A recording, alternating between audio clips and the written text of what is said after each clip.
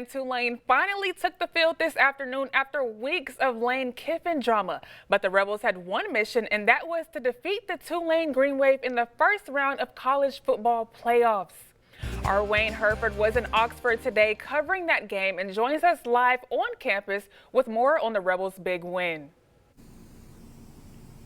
Tonight, it was a big win indeed today for the Ole Miss Rebels. This was the second time the Rebels faced off with the Tulane Green Waves, and this time the same results. There was no difference, a little different in the score, but the same result, as I said. Now let's take a look at those highlights, shall we? The Rebels walked confidently in the Vaught-Hemingway Stadium on the last leg of the traditional Walk of Champions, which starts in the Grove. Fans got there early, too, wearing Santa hats, and they were all fired up. The Rebels did not take long when the game started to get the offense moving. Now, that was Kewan Lacey doing what he does, running into the end zone for the first score of the day. An extra point later, it was 7-0 Rebels.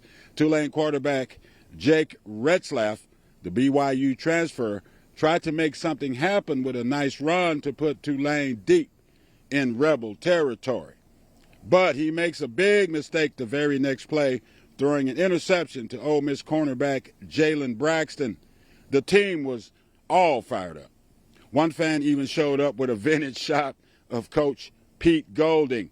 Now, the stadium, by the way, was a sea of red, and it was packed, let me tell you.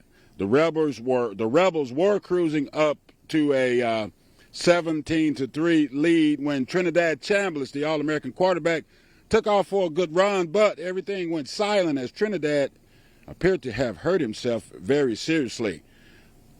But not to worry. Late in the game, the Rebels up now 34-3. Trinidad showed he's still good and he's all right with a touchdown run of his own that pretty much sealed the deal with the final score, Ole Miss 41, Tulane 10. Now, after the game, fans were obviously excited about the results. We can't wait to go to the Sugar Bowl. We're excited. Let's go Rebs. How'd you think? How did they look today? They look good. Scoring a bunch of points. Looks like nothing changed. Pete Fleet, let's go. Hotty toddy, Ole Miss. Hotty toddy. How do you feel about that game right now, baby? Wonderful. Wonderful. How did they look? Hotty toddy. Awesome. Awesome.